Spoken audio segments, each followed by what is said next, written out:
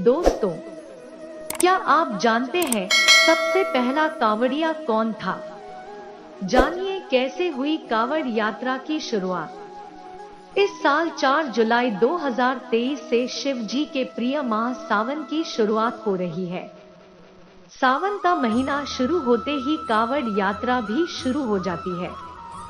सावन के महीने में पूरे उत्तर भारत और अन्य राज्यों से कांवड़िए किसी पवित्र धाम जाते हैं और वहां से गंगा जल लाकर महादेव का जलाभिषेक करते हैं। कांवड़ यात्रा के दौरान कांवड़ियों को सैकड़ों किलोमीटर दूर तक नंगे पैर ही चलना होता है। यात्रा के दौरान कांवड़ को जमीन पर नहीं रखा जाता है। यात्रा के दौरान शिव भक्त अनेक कठिनाइयों का सामना करते हुए गंगा जल लाते हैं और उससे भगवान शिव का जलाभिषेक करते हैं।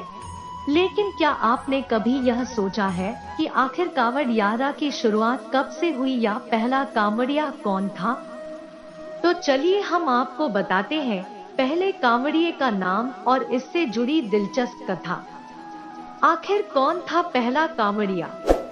पौराणिक कथा के अनुसार एक बार सहस्त्रबाहु ऋषि जमदग्नि के यहाँ पहुँचे थे। ऋषि जमदग्नि ने उनकी सेवा और आदर में जबरदस्त व्यवस्था की। सहस्त्रबाहु भी ऋषि के आदर सत्कार से बहुत प्रसन्न हुआ, परंतु उसे यह बात समझ में नहीं आ रही थी कि आखिर एक साधारण एवं गरीब ऋषि उसके और उसकी सेना के लिए इतना सारा खाना कैसे जुटा पाया, और वह इसका उत्तर जानने के लिए उतावला हो गया।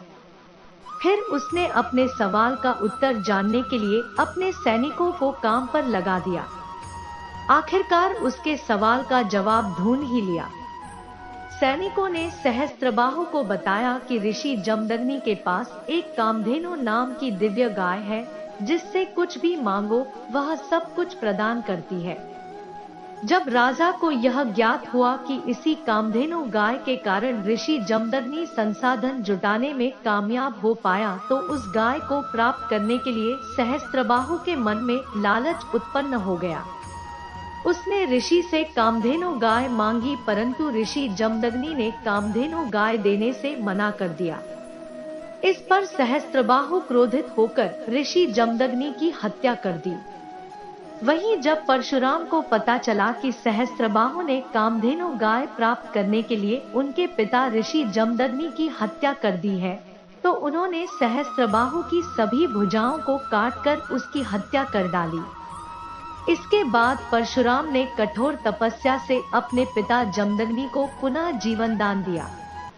जीवित होने के बाद जब ऋषि को यह पता चला कि परशुराम ने सहस्त्रबाहु की हत्या कर दी, तो उन्होंने इसके पश्चाताप के लिए परशुराम से भगवान शिव का जलाभिषेक करने को कहा।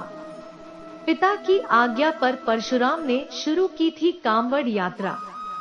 पिता की आज्ञा को स्वीकार करते हुए परशुराम अनेकों मील दूर नंगे पांव चलकर गंगा जल लेकर आए तथा आश्रम के पास ही शिवलिंग की स्थापना कर महादेव का महाभिषेक किया और उनकी स्तुति की।